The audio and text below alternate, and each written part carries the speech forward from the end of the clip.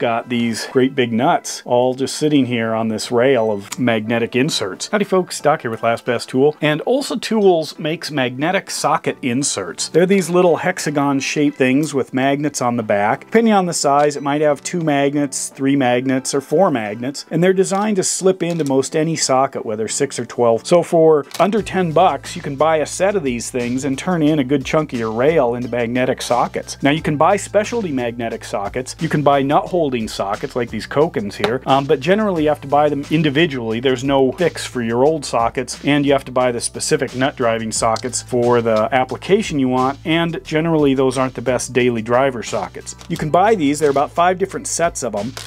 They come in a little tube like this, a paper tube, and they're all connected. This is the smallest size. You can go from 4mm to 14mm. Next size up is 10mm to 19mm. Above that is 18mm to 24mm, 21mm to 32mm, and on the fractional side we've got 11/32 to 7/8. So here is the fractional side. You can tell because it's red, but you can also see that it has the strength to hold this bolt.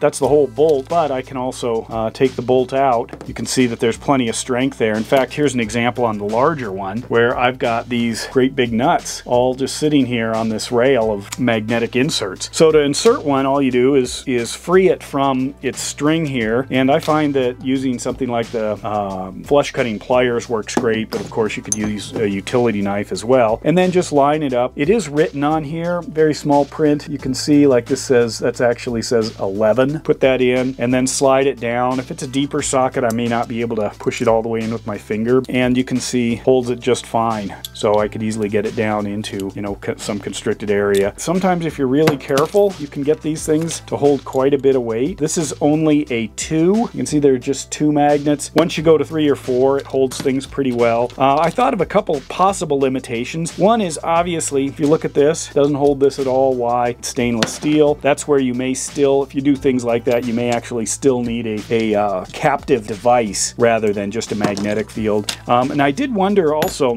if you had these capped nuts, if that was going to create a problem. It has something to do with the depth of the socket, but in general, you know, you can see how far in this nut goes because there's plenty of clearance in that hole. But even if I go out all the way, it does still hold it. And as I look in there, I can see that there is just a touch of a gap in where these actually line up. Works just fine there.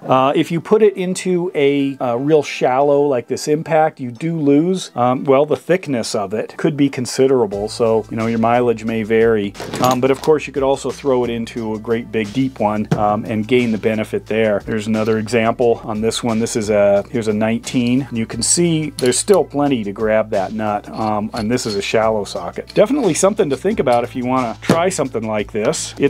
They're available on the Olsa site, but overall, you know, it's kind of a unique tool, and it's an inexpensive way to get into a magnetic socket set. You know, all you got to do, choose the one you want, smooth it out, and drop it in.